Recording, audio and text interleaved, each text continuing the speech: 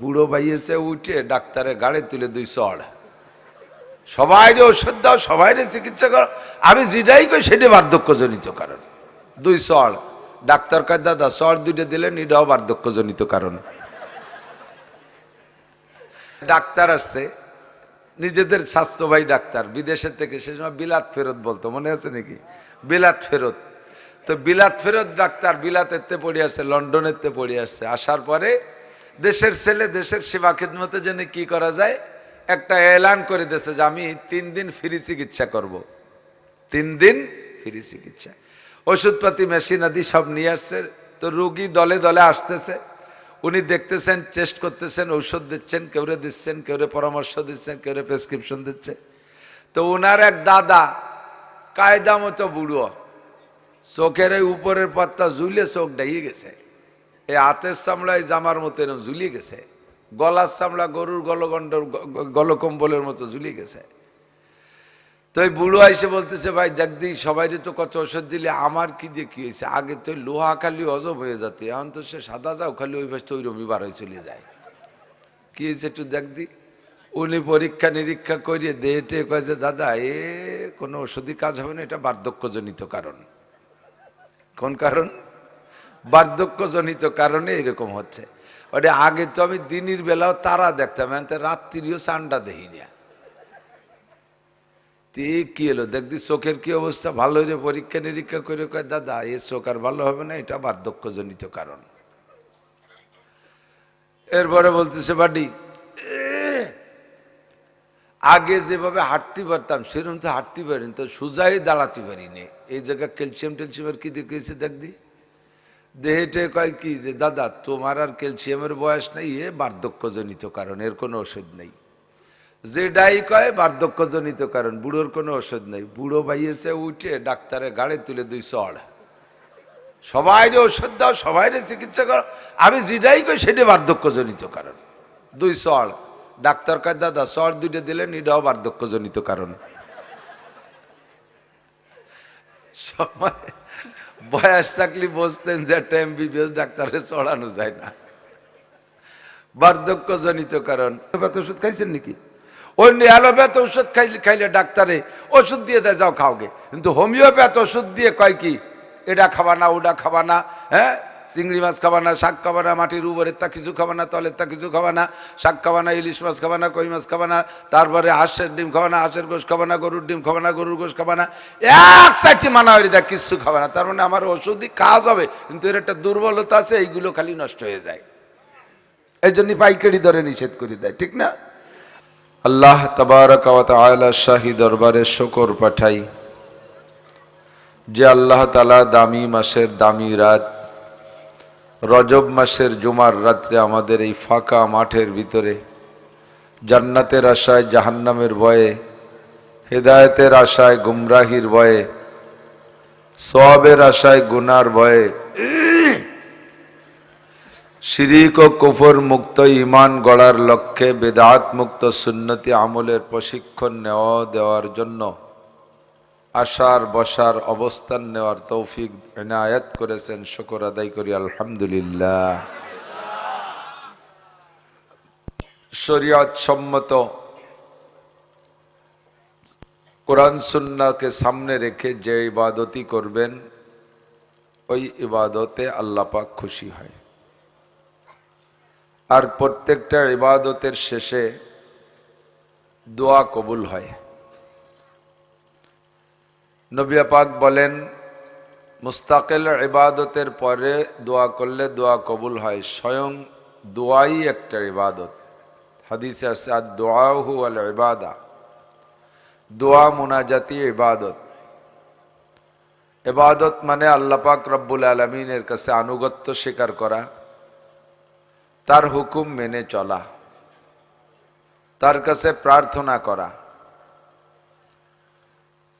দিনব্যাপী মাহফিলে আলোচনা হয়েছে, দেশবরেণ্য উলামায়ে কেরাম আসছেন, শরীয়তের অনেক বিধিবিধান আপনাদেরকে শিক্ষা দিয়েছেন, জেনেছেন, বুঝেছেন। 5 ওয়াক্ত নামাজ এই ময়দানে ফাঁকা জায়গায় বিশ্ব ইজতেমার মতো বসে দাঁড়িয়ে আপনারা নামাজ আদায় করেছেন। অনেক ইবাদত রাতের এতক্ষণ করেছেন। এই ইবাদতের শেষে শেষ ইবাদত হবে দোয়া। আজকের জন্য আজকের দোয়া। দোয়া সংক্রান্ত দুই চারটে কথা বলে ইনশাআল্লাহ দোয়া করব। আল্লাহ পাক রব্বুল আলামিন নবী পাক সাল্লাল্লাহু আলাইহি ওয়াসাল্লামকে বলতেছেন, ওয়া ইযা সাআলাকা ইবাদি, যখন আপনার কাছে আমার বান্দারা জিজ্ঞাসা করবে আমার সম্পর্কে, আমি আল্লাহ কত দূরে। মানুষে আমার কাছে চায়, মানুষে আমার কাছে প্রার্থনা করে, দোয়া করে, আমি তার দোয়া কবুল করব। ওয়াদা করেছি, উদউনি আস্তাজিব লাকুম, তুমি দোয়া করো আমি কবুল করব। খুলিকাল ইনসানু আজুলা, খুলিকাল ইনসানু হালুয়া, মানুষকে আল্লাহ তাআলা ব্যস্ততা দিয়ে তৈরি করেছেন। দোয়াটা করার সাথে সাথে যদি কবুলিয়াতের কোনো আলামত পায় তাহলে মানুষ তৃপ্তি পায়। সারা দুনিয়ার সমস্ত মানুষকে আল্লাহ তাআলা ব্যস্ততা দিয়ে সৃষ্টি করেছেন। সবচাইতে বেশি ব্যস্ত বাঙালি, সবচেয়ে বেশি ব্যস্ত মুসলমান, তন্মধ্যে আবার বেশি ব্যস্ত বাঙালি। অমুসলমানরা অত ব্যস্ত না। ওরা 200 বছর আগে গাছ লাগাবে, 200 বছর পরে ফল ধরবে, এতদিন পানি ঢালতে থাকবে। খ্রিস্টান, ইহুদ, নাসারা, অমুসলমানদের স্বভাব এরকমই, ওরা খুব ধৈর্যশীল। ইংরেজরা 200 বছর আগের থেকে প্ল্যান করে শেষ পর্যন্ত এই দেশ থেকে ইসলামকে ধ্বংস করে দেওয়ার যত চেষ্টা সব তারা চালাই গেছে, ব্যর্থ হয়ে চলে গেছে। আবারও নতুন করে ছোট ছোট গাছ লাগাচ্ছে, যেদিন হোক একদিন ফল ধরবে। আর আমরা কত ব্যস্ত, আমরা ফল লাগাই, গাছ লাগাইয়া কবে ফল ধরবে তাই দিয়ে দরকার নাই, ফল ধরা অবস্থায় চারা কিনে আনতে হবে। লেবু ধরা অবস্থায় চারা কিনে আনতে হবে। আইনি ওই কয়টা খাবো, পরের বার ধরে ধরলো, না ধরে না ধরলো। নগদ রেজাল্ট চাই আমরা, ঠিক কিনা? তো বান্দা দোয়া করে আর নগদে তার দোয়া অনুযায়ী যদি না পায় তাহলে মন খারাপ হতে পারে। এ স্বভাব শুধু আমাদের না, হুজুর আলাইহিস সালাতু ওয়াস সালামের সাথে সাহাবায়ে কেরাম ছিলেন। কাফের মুশরিকদের হাতে মাইর খায়, ঠগে, ঘর বাড়ি ছাড়ে, ভিটে বাড়ি ছাড়ে, হিজরত করে এখান থেকে ওখানে, ওখান থেকে সেখানে, ধাওয়া দাবড় খাইতেই তালে আছে। অসহ্য হইয়া সাহাবায়ে কেরাম বলেন, মাতা নাসরুল্লাহ, হুজুর তো সবসময় শুধু আল্লাহর সাহায্যের লোভ দিয়ে রাখছেন, আল্লাহর সাহায্যের কথা বলে রাখছে, এই তো আসবে সাহায্য, এই তো আসবে সাহায্য। সাহাবায়ে কেরাম বলে, হুজুর মায়ের খাইতে খাইতে দেওয়াল পিঠে ঠেকে গেল, এখনো সাহায্য আসে না, আপনি কোন সাহায্য আসবে? মাতা নাসরুল্লাহ, সাহায্য কবে আসবে? আল্লাহ পাক বলে দিলেন, আলা ইন্না নাসরাল্লাহি করিব, তোমরা যত ব্যস্ত আমি তো অত ব্যস্ত না, যারা মারতিছে তাদের একটা সীমানায় যেতে দাও। যখন ধরব তুমি জেনে নাও, ইন্না বাদশা রাব্বিকা লাশাদীদ, তোমাদের পর যারা অত্যাচার জুলুম করতেছে তাদেরকে আমি যেদিন ধরব তারা কোনোভাবেও পথ খুঁজে পাবে না পালানোর, তারা ছুটে যেতে পারবে না। আমি সেদিন তাদেরকে সুদে আসলে আদায় করে নেব। ওয়াদা কার? আর আল্লাহ পাক রব্বুল আলামিন সেগুলো বারবার সাহাবায়ে কেরামদেরকে সাহায্য করে কাফের মুশরিকদেরকে ধ্বংস করে প্রমাণ করে দেখাইছে। আমরা মনে করি এসব কিচ্ছা পুরন কিচ্ছা, আল্লাহ মনে হয় সেই শক্তিতে আপাতত নাই। কি আছে নাকি কথা? বয়স বাড়িয়ে যাওয়ার কারণে, বার্ধক্যজনিত কারণে আল্লাহ দুর্বল হয়ে গেছে না? হ্যাঁ, বয়স বেড়ে গেলে বুড়ো হয়ে যায়, বার্ধক্যজনিত কারণে দুর্বল হয়ে গেছে। সদর শাহ হুজুর রহমাতুল্লাহ আলাইহের একজন খলিফা ছিলেন হযরত মাওলানা আব্দুর রাজ্জাক শাহ হুজুর রহমাতুল্লাহ আলাইহি, আমাদের গোপালগঞ্জে বাড়ি, নিজলিয়া। খুব রসিক মানুষ ছিলেন, সুর নাই কিন্তু কথা বললে ছোট বড় সবাই মজা পেত। ছোটপা মাদ্রাসা একবার মাহফিল করতেছে, তো উনার এই রসালু বয়ান শুনতে ছোটপার মাহফিলে নানুপুরি হুজুর আসছেন। ছোটপার হুজুর রহমাতুল্লাহ, মানে ওটা বয়ান শুনতে আসেন নাই, মাহফিলের দাওয়াত হিসেবে আসছে। গহরডাঙ্গার মোহতাম সাহেব হুজুর, যেই মানুষগুলো হাসা মানুষ না, কাশিয়ানির হুজুর রহমতুল্লাহ আলাইহি, ঘরের ভিতরে যার যার বসে আছে, যখন আব্দুর রাজ্জাক সাহেব বয়ান করতেছে, ওনার এই রসালু বয়ানের আনন্দ নেওয়ার জন্য সব কয় বুড়ো স্টেজে চলিয়েছে, আর উনি বয়ান করতেছেন আর ওইভাবে হাসতেছেন, সবাই খুব হাসতেছে। আমরাও ছোট মানুষ রাহবেমির পড়ে গেছি ফুকরিতে। কিছুক্ষণ পরে দেখি যে সবাই মাঠের মাঝখানের দিক তাকায় হাসতেছে। ঘটনা কি? হুজুরের দিক তাকানো বাদ দিয়ে মাঠের মাঝে তাকায় আসে। আমি আস্তে আস্তে আগায় গেছি, যাই দেখি যে সত্যি এক বেকায়দা। হুজুরের এই হাসার ওয়াজ শুনতে শুনতে একজন হইতে হাসিয়ে দিয়ে সে হাসা অবস্থায় ঘুমাই রয়েছে, তার মুখ বন্ধ হতে মনে নাই। সে ঘুমাইছে তো ঘুমাই দেন, ওই যে কয়জন ঘুমাই গেছে ল্যাপ কাঁচা মরি দিয়ে। আজ আরো চেষ্টা উঠে যাবে, ঘুম যখন আসে তখন ঘুম আসবেই। তো হাসিয়ে দিয়ে ঘুমাই রয়েছে, ওর ওই আশা দেখতেছে সবাই। হুজুর বলতেন এইভাবেই হুজুরের ঘটনাগুলো। হুজুর বলতেন ওনাদের গ্রামে এক ডাক্তার আসছে, নিজেদের স্বাস্থ্যবাহী ডাক্তার, বিদেশের থেকে, সে সময় বিলাত ফেরত বলতো, মনে আছে নাকি? বিলাত ফেরত। তো বিলাত ফেরত ডাক্তার বিলাতেতে পড়ে আসছে, লন্ডনেতে পড়ে আসছে। আসার পরে দেশের ছেলে, দেশের সেবা খিদমতের জন্য কি করা যায় একটা এলান করে দিয়েছে যে আমি 3 দিন ফ্রি চিকিৎসা করব। 3 দিন ফ্রি চিকিৎসা, ওষুধপাতি মেশিন আদি সব নিয়ে আসছে। তো রোগী দলে দলে আসতেছে, উনি দেখতেছেন, টেস্ট করতেছেন, ঔষধ দিচ্ছেন, কেউরে দিচ্ছেন, কেউরে পরামর্শ দিচ্ছেন, কেউরে প্রেসক্রিপশন দিচ্ছে। তো ওনার এক দাদা কায়দা মতো বুড়ো, চোখের এই উপরের পাতটা ঝুলে চোখ ডাইয়ে গেছে, এই হাতের চামড়ায় জামার মতো এরকম ঝুলিয়ে গেছে, গলার চামড়া গরুর গলকম্বলের মতো ঝুলিয়ে গেছে। তো এই বুড়ো আইসে বলতেছে ভাই দেখ দি, সবাই তো কত ওষুধ দিলে, আমার কি দিয়ে কি হয়েছে? আগে তো লোহা খালি হজম হয়ে যেত, এখন তো সে সাদা যাও খালি ওই ভাই তৈরমি বার হয়ে চলে যায়, কি হয়েছে একটু দেখ দি। উনি পরীক্ষা নিরীক্ষা করিয়ে দেহেটে কয়ে যে দাদা এ কোনো ওষুধই কাজ হবে না, এটা বার্ধক্যজনিত কারণ। কোন কারণ? বার্ধক্যজনিত কারণে এরকম হচ্ছে। ওটা আগে তো আমি দিনের বেলাও তারা দেখতাম, রাত্রিও চান্ডা দেখি না। কি এলো দেখদি চোখের কি অবস্থা, ভালো হয়ে পরীক্ষা নিরীক্ষা করে কয় দাদা এ চোখ আর ভালো হবে না, এটা বার্ধক্যজনিত কারণ। এরপরে বলতেছে বাড়ি আগে যেভাবে হাঁটতে পারতাম সেরকম তো হাঁটতে পারিনি, তো সোজাই দাঁড়াতে পারিনি, এই জায়গায় ক্যালসিয়াম টেলসিয়ামের কি দেখেছে দেখদি। দেহেটে কয় কি যে দাদা তোমার আর ক্যালসিয়ামের বয়স নেই, এ বার্ধক্যজনিত কারণ, এর কোনো ওষুধ নেই। যে ডাই কয় বার্ধক্যজনিত কারণ, বুড়োর কোনো ওষুধ নেই। বুড়ো ভাইয়েছে উঠে ডাক্তারের গাড়ি তুলে 2 চড়, সবাই ওষুধ দাও, সবাই চিকিৎসা করো, আমি যেটাই কই সেটা বার্ধক্যজনিত কারণ। 2 চড়। ডাক্তার কয় দাদা চড় 2টা দিলেন, এটাও বার্ধক্যজনিত কারণ। সময় বয়স থাকলে বসতেন যে একটা MBBS ডাক্তারে চড়ানো যায় না, বার্ধক্যজনিত কারণ। আল্লাহ পাক আমাদের দোয়া কবুল করতেছে না, আমাদের কিছু দেখাচ্ছে না, আল্লাহ কি শক্তিতে দুর্বল হয়ে গেছে? বার্ধক্যজনিত কারণ। আল্লাহ কয় আমি দেখি ফামাহিলিল কাফিরিনা আমহিলহুম রুয়াইদা, সুযোগ দিয়েছি কাফেরদেরকে, দেখি কত উপরে উঠতে পারে। যত উপরে উঠানো যায় আষাঢ়ে তত জোর বেশি হয়। কতক্ষণ? স্টেজের থেকে গড়াই পড়লে, স্টেজের থেকে গড়াই পড়লে মরে না, খাটের থেকে গড়াই পড়লে একটু ব্যথা পায়, হাত পাও ভাঙতে পারে, মরে না। 200 হাত উপরের থেকে যদি আষাঢ় দেয় তাহলে মরে কি বাঁচে? মরে কি মরে না? মূর্তি পুরো নিচে পর্যন্ত আসা লাগে না, অর্ধেক পথেতে মরে যায়, বাকিটুক পড়ে ভাও। কতক্ষণ? যত উপরে নিয়ে যায় আষাঢ়ে তত জোর হয়। আল্লাহ নমরুদকে উপরে এনেছে, আষাঢ় দিয়ে মেরে দিয়েছে। ফেরাউনকে উঠতে সুযোগ দিয়েছে, আষাঢ় দিয়ে মাইরা দিয়েছে। কারুনকে উঠতে সুযোগ দিয়েছে, আষাঢ় দিয়ে মাইরা দিয়েছে। আবু জাহেলকে উঠতে সুযোগ দিয়েছে, একে আষাঢ়ে শেষ কইরা দিয়েছে।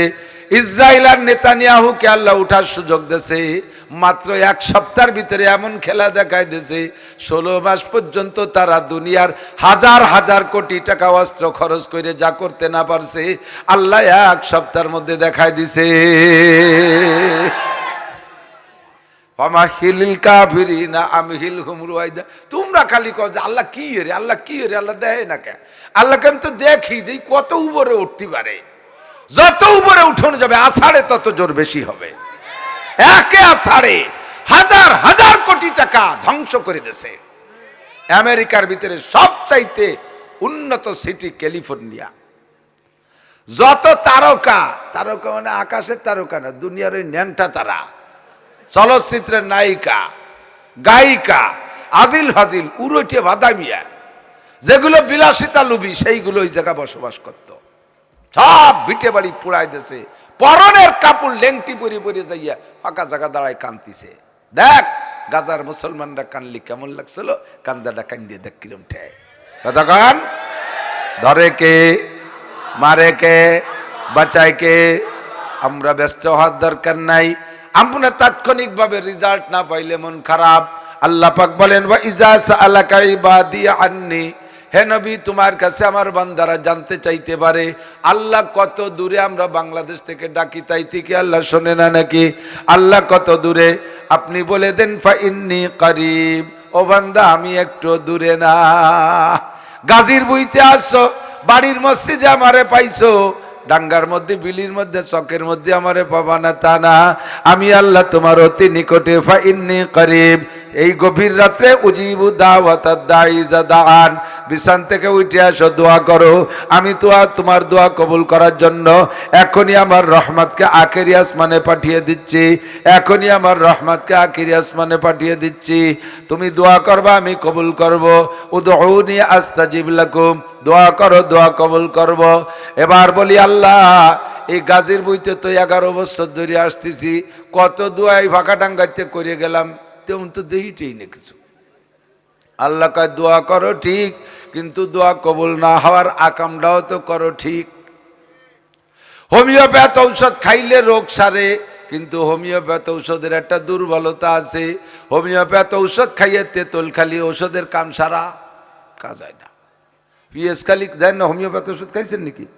অন্য অ্যালোপ্যাথ ওষুধ খাইলে ডাক্তারে ওষুধ দিয়ে দেয়, যাও খাওগে। কিন্তু হোমিওপ্যাথ ওষুধ দিয়ে কয় কি, এটা খাবা না, ওটা খাবা না, হ্যাঁ চিংড়ি মাছ খাবা না, শাক খাবা না, মাটির উপরের তা কিছু খাবা না, তলের তা কিছু খাবা না, শাক খাবা না, ইলিশ মাছ খাবা না, কই মাছ খাবা না, তারপরে হাঁসের ডিম খাবা না, হাঁসের গোশ খাবা না, গরুর ডিম খাবা না, গরুর গোশ খাবা না, এক সাইডটি মানা হয়ে দেয় কিচ্ছু খাবা না। তার মানে আমার ওষুধই কাজ হবে, কিন্তু এর একটা দুর্বলতা আছে, এইগুলো খালি নষ্ট হয়ে যায়। এই জন্য পাইকারি দরে নিষেধ করে দেয়, ঠিক না? আল্লাহ কয় দোয়া করবো কবুল কর, দোয়া করবা কবুল করব, কিন্তু কবুল না হওয়ার জন্য যে তেঁতুল খাইয়ে বসে রইছো, এই মাঠের থেকে প্রতিজ্ঞা করে যাবা ওই তেঁতুলগুলো খাবা না। ইব্রাহিম ইবনে আদহাম রহমাতুল্লাহ আলাইহির কিসসা মাঝে মাঝে উলামায়ে কেরাম আংশিক বলে, ইব্রাহিম বলকিও বলে। বলক একটা দেশ, বলকের রাজা ছিলেন ইব্রাহিম বলকি, বহুত বড় প্রভাবশালী রাজা বাদশা ছিলেন, মুসলমান বাদশা। আল্লাহু আকবার। রাতের বেলা একদিন ছাদের উপর দিয়ে, ওনার বিল্ডিং এর ছাদের উপর দিয়ে একজন টকটক করে কলম পাই দিয়ে হাঁটতেছে, 4-5 তলা দালানের ছাদের মধ্যে। কলমের শব্দ শুনে উনি ওখান থেকে ডাক দিয়ে কয়, ছাদের উপরে কে? একজন কয় যে আমি। তুমি কে? আমার আমি তো অমক। কি খবর, ও জায়গা কেন? কাজ আমার উট হারাই গেছে, তাই ছাদের পর আইছে নাকি দেখতে আইছি। উনি খাটের পর রাজপ্রাসাদে শুয়ে গাদা কোথা কাট, এই উঠ করে দিস দালানের ছাদে উঠতে পারে, তা 5 তলা দালান, এত উপরে উঠ আসে।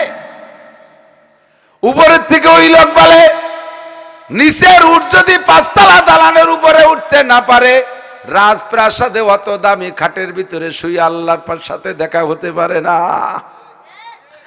ছাদের উপরে যদি উঠ না পাই, রাজখাটের উপরে কি করে আল্লাহরে বাবা? ছোট্ট একটা আওয়াজ করে দিয়ে লোকটা গায়েব হয়ে গেছে, আর লোকের খবর নাই। 5 তলা দালানের পরে এসে যদি উঠ না পাই, তাহলে রাজখাটে শুইয়া আল্লাহরে বাবা কিভাবে? রাতের বেলা মাইরেটটা দেশে উনার এই বেড বিছানা বানায় দেয় এক বান্দি, উনার বান্দি খাদেমা, বান্দি সুন্দর করে বিছানা বানায় দেয়, একেবারে জাজিম তো সুখ দিয়ে ফুল পাউডার দিয়ে সুন্দর করে সাজায় রেখে দেয়। উনি এসে ওর মধ্যে শুয়ে পড়ে, দীর্ঘদিন পর্যন্ত বান্দিতে খেদমত করে। এই খেদমতের ভিতরে একদিন উনি বাইরে রয়েছে, বান্দিতে বিছানা সুন্দর করে বানাইয়া, ভাই মাঠের মধ্যে আল্লাহরে পাওয়া যায়, খাটে আল্লাহরে পাওয়া যায় না, মাঠে পাওয়া যায়, খাটে পাওয়া যায় না, কতক্ষণ? এই জন্য মাঠের মধ্যে আইছেন, আল্লাহরে না পেয়ে বাড়ি যাবেন না, খালি ওই পিকনিক খাবেন না বসে বসে। পিকনিক খাতে কুয়াকাটা না যে এই জায়গায় আইছেন পিকনিক খাইয়ে, সবাই এখান থেকে এই ফাঁকা মাঠের মধ্যে থেকে আল্লাহরে নিয়ে যাব, আল্লাহরে পেয়ে যাব, খাটে আল্লাহকে পাওয়া যায় না, কতক্ষণ? দীর্ঘদিন বেড বিছানা বানাই দিছে। হঠাৎ একদিন বান্দির ভিতরে কৌতূহল জাগছে, এই খাটে শুয়ে বাচ্চা আরাম ঘুমায়, আরামে ঘুমায়, দেখি আমি একটু শুয়ে দেই এই খাটে, চুলি কিরমটায়। বান্দির খাটটা অত ভালো না, তারে তো দেশে বাংলা সহি এখান সুতি, একটা পাতলা কম্বল বিছাই দেয়, সে তার মধ্যেই শোয়। আর রাজারে বাচ্চারে বিছানা বানায় দেয়, বান্দি কয় এত সুন্দর বিছানায় শুইলে কেমন লাগে, একটু পিঠটা দিয়ে দেখি। একটু পিঠ লাগাইয়া যখন কিছুক্ষণ সময় লাগাইছে, ওর মধ্যে ঘুমাইয়ে গেছে বিছানে। এবার রাজা সময় মতো বাচ্চা ইব্রাহিম বল কি আইসা দেখে ওনার বিছানে বান্দি শোয়া। মিজাজ কেমন লাগে? রাজার বিছানে বান্দি শোয়া। আরে তারে উঠোই দিলাম যদি এই খবর অন্য লোকে টের পায় তাহলে আমার কত বড় বদনাম হবে। উনি রাগে রাগে চাবুক নিয়া বান্দিরে টান দিয়ে উঠাইয়া দুই বাড়ি পিটেন দিছে, দুই পিটেন খাইয়া বান্দি কান্দে দিছে।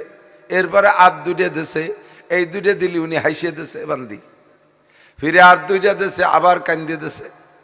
প্রথম দুই বাড়িতে কানছে, পরের দুই বাড়িতে হাসছে, পরের দুই বাড়িতে আবার কান্দে দিছে।